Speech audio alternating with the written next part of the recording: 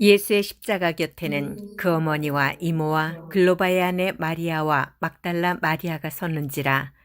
예수께서 자기의 어머니와 사랑하시는 제자가 곁에 서 있는 것을 보시고 자기의 어머니께 말씀하시되 여자여 보소서 아들이니이다 하시고 또 그 제자에게 이르시되 보라 내 어머니라 하신대 그때부터 그 제자가 자기 집에 모시니라. 그 후에 예수께서 모든 일이 이미 이루어진 줄 아시고 성경을 응하게 하려 하사 이르시되 내가 목마르다 하시니 거기 신포도주가 가득히 담긴 그릇이 있는지라. 사람들이 신포도주를 적신 해면을 오슬초에 메어 예수의 입에 대니 예수께서 신포도주를 받으신 후에 이르시되 다 이루었다 하시고 머리를 숙이니 영원히 떠나가시니라. 아멘.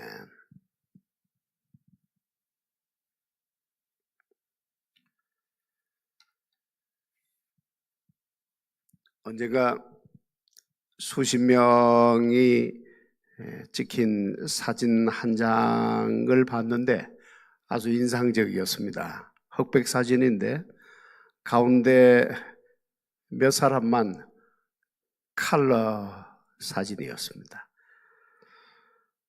골고다의 사람들을 사진으로 찍어보면 그런 사진이 되지 않을까 싶어요.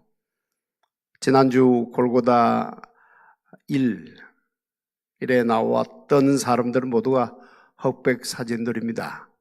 빌라도 총독, 가야바 대제사장, 로마 군인들, 그리고 군중들은 모두 흑백 사진입니다. 그러나 오늘 말씀에 등장하는 5사람은 컬러 사진입니다. 모두가 어두운 흑백 사진들인데 그 가운데 5사람의 얼굴만 밝고 아름다운 컬러 사진입니다. 사랑하는 성도 여러분, 주 예수님에게 가까이 있는 사람보다 더 아름다운 사람은 없습니다.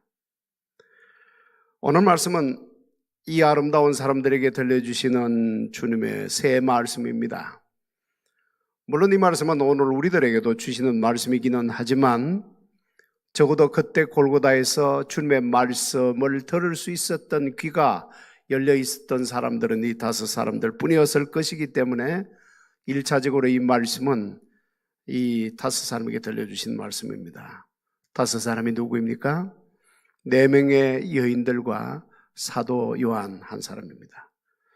어제 저녁 게세마네 동산에서 모든 사도들이 도망쳤습니다. 우리 주님이 체포되셨을 때 사도들이 모두 도망치고 말았습니다.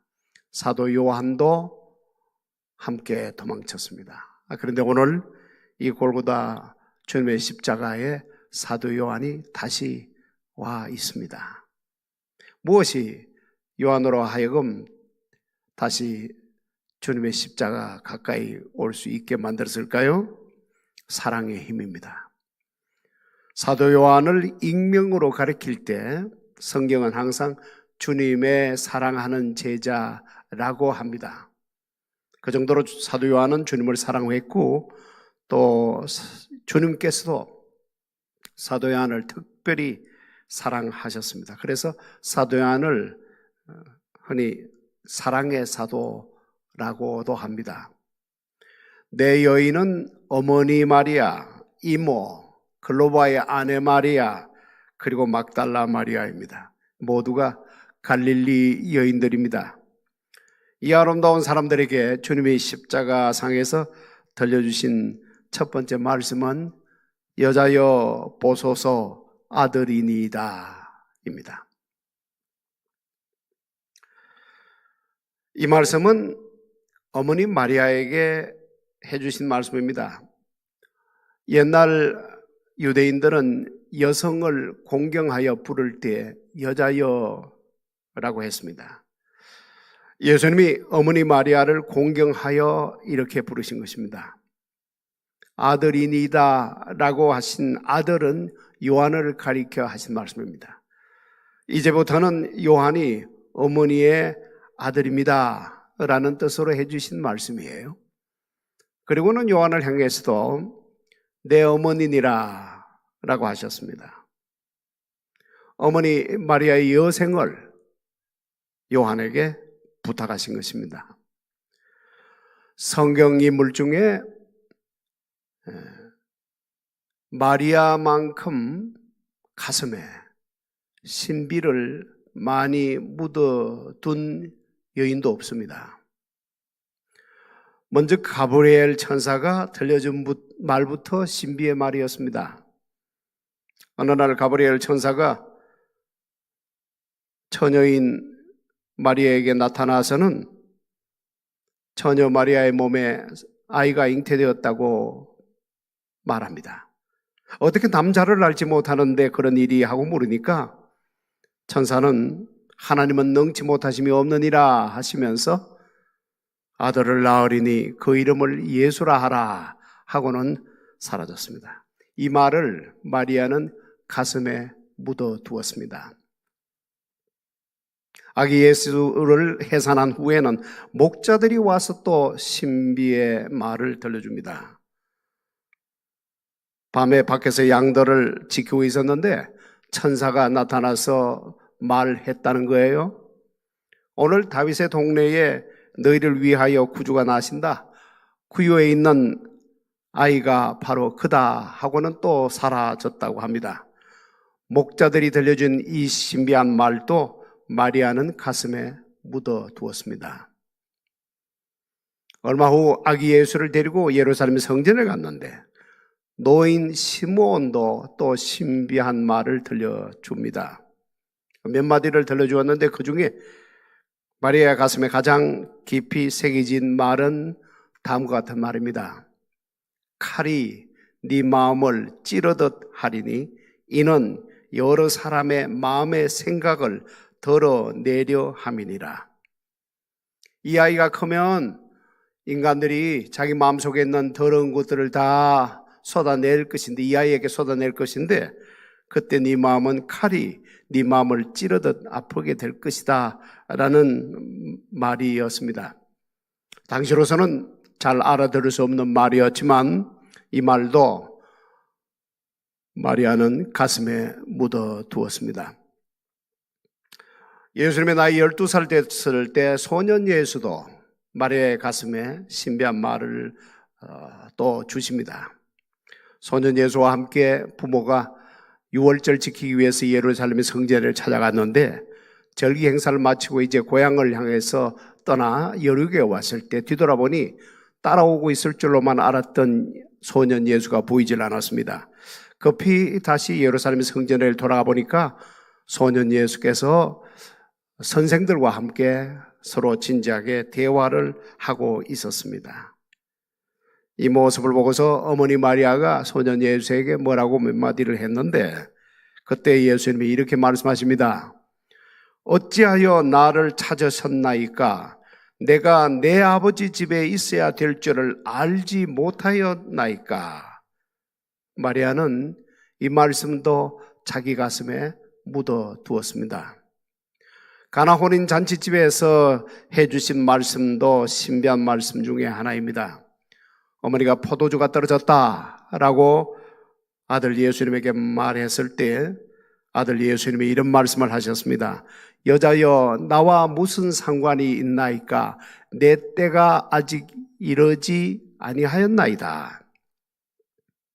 내 때가 아직 이르지 아니하였나이다라는 말은 적어도 그때는 신비한 말이었습니다. 이 말도 어머니 마리아는 가슴에 묻어두었습니다. 마침내 그 때가 왔습니다. 그러나 주님이 말씀하신 그 때는 십자가에 달리시는 때였습니다. 여러분, 아들이 십자가에 달려있는 모습을 바라보는 어머니 마리아의 마음은 어떤 마음이었겠습니까?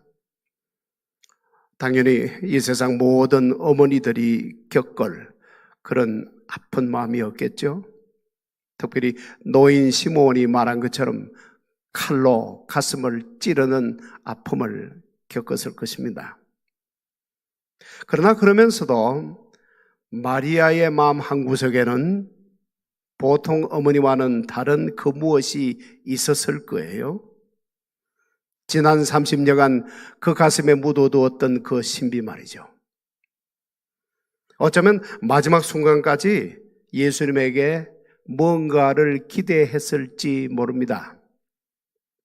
포도주가 떨어졌을 때에 그랬던 것처럼 이 마지막 순간에도 마리아는 아들 예수님에게 무언가를 기대했을 것만 같습니다. 만일 마리아가 그런 기대를 했다면 주님의 입에서 나온 말씀은 너무나 실망스러운 말씀입니다. 여자여 보소서 아들이니이다.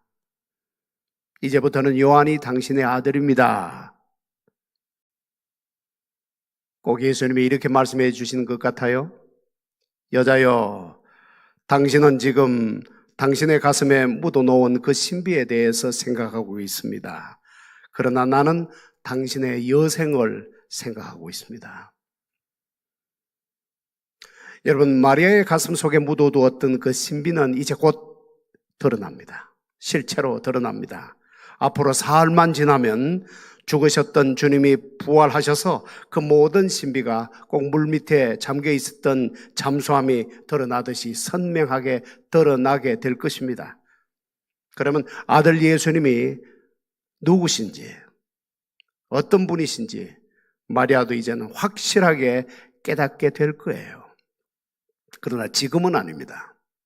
지금은 하나님 아들로서의 예수님이 아니라 사람의 아들 예수님으로 어머니 마리아에게 이 말씀을 들려주신 것입니다. 한 성도로서의 마리아의 여생을 생각하고 그 여생을 요한에게 맡기신 것입니다.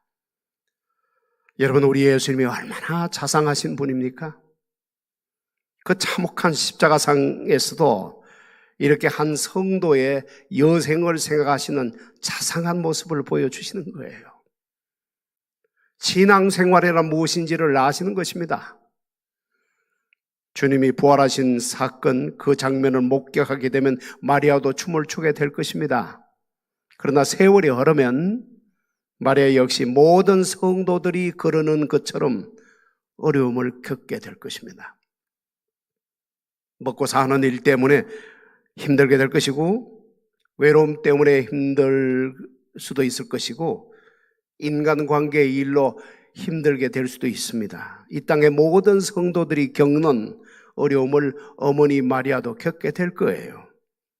이것을 생각하시고 아들 예수님은 어머니 마리아에게 이 말씀을 해 주셨습니다. 여러분, 아무리 산 소망이 우리 앞에 있다 할지라도 처음부터 끝까지 신앙생활을 변함없이 할 수 있는 것은 쉽지 않는 일입니다. 내일 우리가 천국 간다고 하여도 오늘 세 끼 식사를 못하면 배고플 수밖에 없는 것이 우리들의 현실입니다. 이런 우리들에게 오늘 주님의 자상하심은, 이 자상하신 모습은 얼마나 위로가 되고 격려가 됩니까? 사랑하는 성도 여러분, 외롭고 사는 것이 힘들고 의욕이 많이 떨어지셨다면 주님을 찾으세요. 주님을 찾으시고 주님에게 솔직하게 말씀을 들어보시기를 바랍니다. 자상하신 주님께서 여러분도 위로해 주시고 격려해 주실 줄로 믿습니다. 두 번째 말씀은 목마른 자들에게 들려주시는 말씀입니다. 28절을 보겠습니다. 그 후에 예수께서 모든 일이 이미 이루어진 줄 아시고 성경을 응하게 하려 하사 이르시되 내가 목마르다 하시니. 이스라엘에서의 물의 의미는 이곳 미국에서의 물의 의미와는 많이 다릅니다. 아브라함과 이삭 시절에 치른 전쟁은 우물전쟁이었죠. 물은 곧 생명줄이었습니다. 성경은 물을 주시는 분이 하나님이라는 말씀을 곳곳에서 합니다. 오래전 하나님은 이사야 선지자를 통해서 이렇게 말씀하셨습니다. 보라, 내가 새 일을 행하리니 이제 나타낼 것이라 너희가 그것을 알지 못하겠느냐? 반드시 내가 광야의 길을 사막의 강을 내리니 장차 들짐승 곧 성냥이와 타조도 나를 존경할 것은 내가 광야의 물을 사막의 강들을 내어 내 백성 내가 택한 자에게 마시게 할 것임이라. 물을 주시는 이가 하나님이라는 뜻입니다. 예수님도 사마리아 여인에게 이렇게 말씀해 주셨습니다. 이 물을 마시는 자마다 다시 목마르려니와 내가 주는 물을 마시는 자는 영원히 목마르지 아니하리니 내가 주는 물은 그 속에서 영생하도록 솟아나는 샘물이 되리라. 물을 주시는 분은 하나님이신데 예수님이 이렇게 말씀하신 뜻은 예수님은 곧 하나님이라는 뜻입니다. 초막절 명절 끝날에도 이렇게 말씀을 하셨습니다. 누구든지 목마르거든 내게로 와서 마시라. 나를 믿는 자는 성경의 이름같이 그 배에서 생수의 강이 흘러나오리라 하시니 이 말씀도 같은 뜻이에요. 물을 공급해 주시는 분은 하나님이신데 하나님 안에 하실 수 있는 그 말씀을 예수님이 지금 하시는 것입니다. 이러셨던 예수님이 오늘 십자가상에서는 내가 목마르다 라고 비명을 지르십니다. 예수님을 십자가에 매달아 놓고는 사람들이 많이 비웃었습니다. 남들을 구원한다는 자가 자신은 구원하지 못하는도다 하면서 비웃었습니다. 그러나 몰라서 비웃었던 것이죠. 남을 살리기 위해서 자기는 죽어주시는 이가 메시아라는 것을 몰라서 비웃었습니다. 그래서 아버지여 저들을 용서하여 주옵소서, 자신들이 하는 것을 자신들이 알지 못하니이다 라고 십자가상에서 기도까지 하셨습니다. 내가 목마르다 하셨을 때도 많이 비웃었을 거예요. 남들에게 물을 준다고 하는 자가 자기 마실 물은 없도다 하면서 비웃었을 것입니다. 그러나 이 역시 몰라서 그랬던 거지요. 남들에게 생명수 주시기 위하여 자신은 목말라 하는 분이 메시아라는 것을 몰라서 비웃었던 것입니다. 마가복음을 보면 주님이 십자가를 지시고 골고다에 왔을 때 어떤 사람이 신포도주를 내밉니다. 십자가의 고통을 조금이라도 덜게 해드리기 위해서 어떤 사람이 내밀었던 것인데 주님은 거절하셨습니다. 인간들의 고통을 다 감당하기 위해서 십자가를 지셨는데 왜 지금 그런 도움을 받으시겠습니까? 십자가상에서 목이 타들어가는 고통도 그래서 겪으신 고통입니다. 인간들의 모든 목마름을 대신 감당하기 위해서 주님께서는 타는 목마름을 겪으셔야 했습니다. 주님께서 이때 겪으신 고통을 우리가 알기를 원하면 멀리 갈 것도 없어요. 어제장부터 오늘까지만 봐도 충분히 알 수가 있습니다. 어젯밤 주님은 대제사장들에게 고초를 당하셨습니다. 오늘 아침 빌라도의 재판을 받으셨고 그리고는 잔인무도한 로마 군인들의 채찍질을 맞으셨습니다. 그때 많은 피를 쏟으셨습니다. 골고다에서 못 박히실 때도 또 많은 피를 쏟으셨습니다. 피 속의 90%가 물이라고 합니다.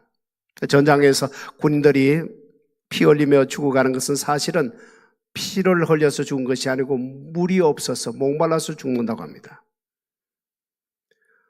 그러면 십자가상에서 우리 주님이 어떤 목마름을 경험하셨을까를 어느 정도는 여러분도 이제 이해가 되었을 줄 압니다. 그러나 이 고통은 이 땅의 인간들의 모든 목마름을 대신 감당하기 위해서 겪으신 고통이었습니다. 여러분, 이 세상의 사람들 다 목말라 합니다. 다 목말라 해요. 사랑받지 못해서 목말라 하고요. 인정받지 못해서 목말라 하고. 이 모든 목마름의 고통을 대신 담당하기 위해서 주님께서는 내가 목마르다 하고 외치셨습니다. 한국의 어떤 석학은 지식과 학문으로 말하면 한국에서 첫째, 둘째 가는 분이시지만 그것으로는 도저히 자신의 목마름을 해갈시킬 수가 없었습니다. 주 예수님을 만난 후에야 그 모든 목마름을 해갈받을 수가 있었습니다. 그런 후 그분은 지성에서 영성으로 라는 책을 쓰기도 했지요. 여러분, 어떤 종류의 목마름이든지 주 예수님은 다 해갈시켜 주실 수가 있습니다. 그러나 더 깊고 놀라운 뜻이 내가 목마르다라는 말씀 안에 들어 있습니다. 28절 말씀을 다시 들어보세요. 그 후에 예수께서 모든 일이 이미 이루어진 줄 아시고 성경을 응하게 하려 하사 이르시되 내가 목마르다 하시니, 왜 주님이 내가 목마르다 하셨느냐? 성경 말씀을 이루시기 위해서였습니다. 아까는 이 땅 인생들의 모든 목마름을 감당하기 위하여 내가 목마르다라고 하셨는데, 이번에는 하나님의 말씀을 이루시기 위해서 내가 목마르다 하셨다고 성경은 기록하고 있습니다. 우리가 이 말씀을 좀 자세히 생각해 보고 또 정리할 필요가 있습니다. 왜냐하면 바로 이 말씀을 가지고 우리 주님을 깎아내리는 사람들이 지금도 우리 주님에 대해서 아주 안 좋은 말을 하기 때문입니다. 예수 믿지 않는 사람들 가운데 이렇게 말하는 사람들이 있어요. 예수는 메시아가 아니다. 스스로 메시아가 되어 보려고 성경의 메시아에 관한 말씀을 자기 스스로가 시도해 본 사람이었을 뿐이다. 자신이 메시아인 것처럼 행세하기 위해서 심지어 십자가 위에서도 이렇게 했다는 것입니다. 또 사도들에 대해서도 이렇게 혹평합니다. 예수를 신격화하기 위하여 구약의 말씀들을 마구 인용했다. 그러나 여러분, 사도 요한이 이 말씀을 언제 기록했던가를 생각해 보십시오. 사도 요한이 이 글을 기록한 것은 모든 것이 입증이 되고 검증이 되고 확증이 된 후입니다. 예수님이 죽으시고 부활하시는 그 몸을 그날 저녁에 친히 들어와 보여주시기도 했고, 그리고 디베라 호수에 찾아오셔서 함께 떡과 고기를 잡수어 주시기도 했던 후입니다. 뿐만 아니라 그때로부터 약 한 50년, 60년의 세월이 흘러 예수님이 누구신지 이제는 만천하에 다 입증이 되고 검증이 된 후에 이 글을 쓴 것입니다. 예수님을 신격화하기 위하여 이 글을 쓴 것이 아니에요. 예수님이 하나님이신 것이 입증이 되고 검증이 되고 확증이 된 후에 이 글을 쓴 거예요. 그러면 이 말씀, 우리 주님이 성경 말씀이 이루어지게 하려고 내가 목마르다라고 하셨다는 말씀을 어떻게 이해하면 좋겠습니까? 이 말씀의 뜻은 무엇입니까? 첫째로 이때 우리 주님의 정신은 대단히 맑았다는 뜻입니다. 극심한 고통의 상황이었지만 정신이 혼미하지 않았어요. 맑았습니다. 둘째로 주님 자신에 대해서 예언된 말씀들을 하나하나 짚어보셨다는 뜻입니다. 짚어보니 하나가 아직 남아있어요. 시편 69편에 있는 말씀, 예언 말씀이 아직 남아있습니다. 그들이 썰개를 나의 음식물로 주며 목마를 때에는 초를 마시게 하였사오니 나는 말씀이 아직 이루어지지 않은 채 그대로 남아 있었습니다. 그래서 이 말씀을 이루시기 위해서 주님은 내가 목마르다 라고 모든 사람들이 알아들을 수 있도록 큰 소리로 외치셨습니다. 큰 소리로 외쳐야 누군가는 신포도주를 입에 댈 것이고, 그렇게 함으로써 비로소 시편 69편의 예언의 말씀이 이루어질 수 있기 때문입니다. 셋째로 주님이 시종 일관 주도하셨다는 뜻입니다. 겟세마네 동산에 주님을 체포하기 위해서 군병들이 달려왔을 때도 주님 스스로 나서셨죠. 주님 스스로 그 몸을 앞으로 메이셨습니다. 그들이 체포한 것이 아니라 우리 주님 스스로 체포되어 주신 것입니다. 십자가 지고 영문 밖으로 나가실 때도 친히 스스로 자원하여 자발적으로 나가 주셨습니다. 오늘 말씀 30절에서 영혼이 떠나가시니라 라고 되어 있는데, 이 말씀도 원문의 뜻을 그대로 살리면 영혼이 떠나가게 하셨다입니다. 버릴 권세도 있으시고 취할 권세도 있다고 말씀하신 그대로 주님께서 이 모든 구원 사역을 친히 주도하시고 적극적으로 취하신 행동인 것입니다. 이처럼 이 모든 일에 우리 주님이 주도하셨습니다. 우리를 구원하시는 이 구원 일에 주님이 적극적으로 주도하신 것입니다. 여러분, 주님이 주도하셨다는 것이 대단히 중요합니다. 우리 주님이 우리들의 구원을 주도하셨기 때문에, 그 시작부터 주도하셨기 때문에 그 결과도 책임져 줄 수 있는 거예요.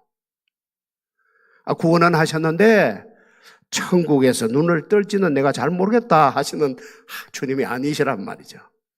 시작하신 이가 그 끝도 책임지어 주실 것을 믿으시기 바랍니다. 넷째로, 이 말씀은 오늘 우리들에게 실제적으로 교훈을 하나 줍니다. 성경이 이루어지게 하셨다라고 적극적으로 또 주도적으로 행하신 이 일은 오늘 우리도 이렇게 해야 할 것을 교훈해 줍니다. 우리 예수님이 이렇게 챙기시지 않았습니까? 예수님에게 약속하시고 예수님에게 대하여 예언한 말씀을 예수님이 이렇게 악착같이 챙기셨습니다. 우리도 챙겨야 합니다. 우리들에게 주신 하나님의 약속 말씀 우리도 챙겨야 한단 말이에요.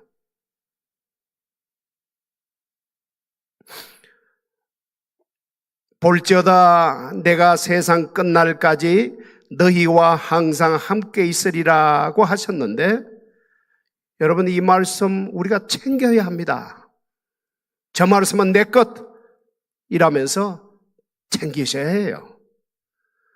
나는 부활이요 생명이니 나를 믿는 자는 죽어도 살겠고 무릇 살아서 나를 믿는 자는 영원히 죽지 아니하리라 하셨으면 저 말씀도 내 것이라고 챙기셔야 합니다. 우리 예수님은 우리의 구세주이시면서 동시에 우리의 본이 되시는 우리의 마더, 우리의 본이 되십니다. 신앙생활하는 우리 모두들에게 본을 보이시기 위해서도 이렇게 악착같이 챙기셨습니다. 마지막으로 주님께서 오늘 십자가상에서 들려주신 세 번째 말씀은 이 세상 모든 영혼들에게 들려주시는 말씀입니다. 30절을 보겠습니다. 예수께서 신포도주를 받으신 후에 이르시되 다 이루었다 하시고 머리를 숙이니 영혼이 떠나가시니라. 옛날 대제사장이 드렸던 그 속죄 제사를 다시 생각해 보십시다. 속죄 제사를 드린 후에 대제사장은 짐승의 그 더러운 분비물들, 배설물들을 들고 영문 밖으로 나가서 불살랐습니다. 이처럼 우리 주님도 영문 밖으로 십자가를 지고 오늘 골고다에서 이 제사를 드리시는데, 옛날 대제사장이 드린 그 모든 제사는 그림자였습니다. 참 제사는 오늘 우리 주님이 골고다에서 자신의 몸을 산 제물로 바치시는 이 제사입니다. 하나님이 인간들이 저지른 죄를 용서해 주시는 법 중에 하나가 피 흘림이 없이는 사함이 없다입니다. 우리가 생명을 얻기 원한다면 누군가 나를 위하여 대신 죽어야 한다는 말씀입니다. 오직 피 흘림을 통해서만 죄사함 받도록 우리 하나님은 처음부터 정하셨습니다.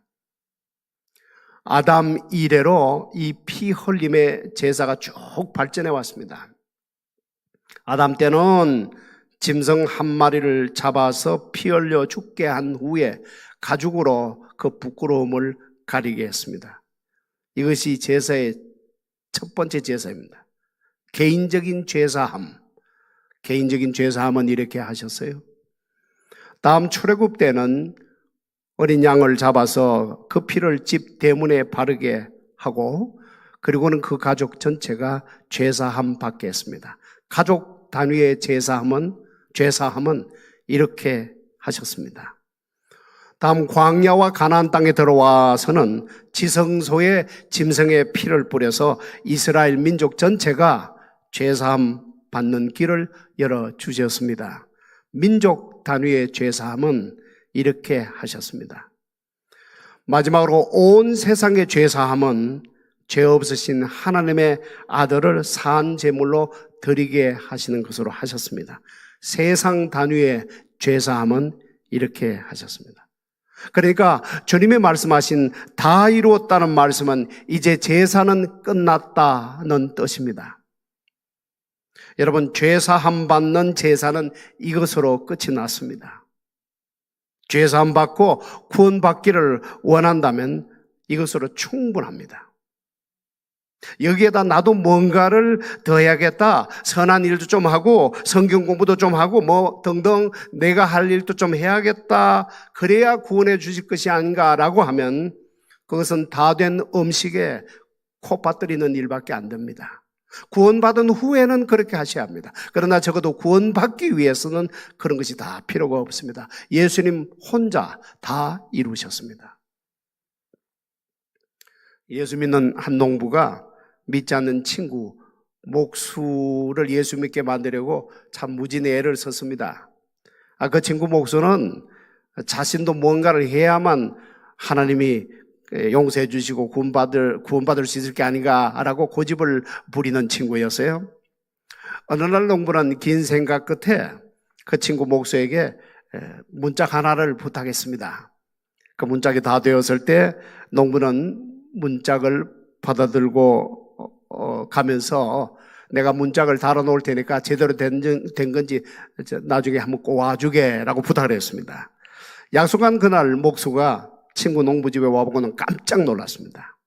농부가 문짝을 이리 찍고 저리 찍어서 완전히 쓸모없는 문짝으로 만들어버린 거예요. 목수가 소리를 질렀습니다. 그 문짝 완전한 거라고, 내가 완전하게 잘 만들었다고 라고 소리를 질렀습니다. 그러자 농부 친구가 웃으면서 이렇게 말했습니다. 그래, 자네가 잘 만든 것도 내가 알고 완전한 문이었다는 것도 내가 잘 아네. 구원받기 위해서 자네도 뭔가를 해야 한다는 것이 바로 이런 꼴일세. 예수님이 다 이루셔서 거기에다 자네가 뭔가를 더 해야 된다고 생각하는 것은 내가 이 문짝 다 이렇게 만들어버린 것과 같은 것이네. 예수님이 다 이루셨으니까 그것으로 충분하다고, 완전한 것이라고. 그제야 이 농부의 말뜻을 알아듣고 이 친구 목수도 예수 믿고 새 사람이 되었다고 합니다. 여러분, 우리가 우리 자신을 구원할 수 없어서 하나님이 자기 아들을 우리 가운데 보내신 거예요. 구원하는 데 필요한 모든 일을 그 아들이 다 이루도록 하셨습니다. 그 아들이 다 이루신 후에 그 아들은 이제 내가 이룬 일을 너는 믿기만 하여라 하십니다. 영접하는 자, 곧 그 이름을 믿는 자들에게는 하나님의 자녀가 되는 권세를 주셨으니 이는 혈통으로나 육정으로나 사람의 뜻으로 나지 아니하고 오직 하나님께로부터 난 자들이니라. 영접하는 자, 곧 그 이름을 믿는 자들에게는 하나님의 자녀가 되는 권세를 주셨다 하십니다. 여러분, 하나님의 자녀 되는 권세가 어떤 권세이겠습니까? 하나님을 아버지로 모시고 사는 권세입니다. 특권이죠. 특혜입니다.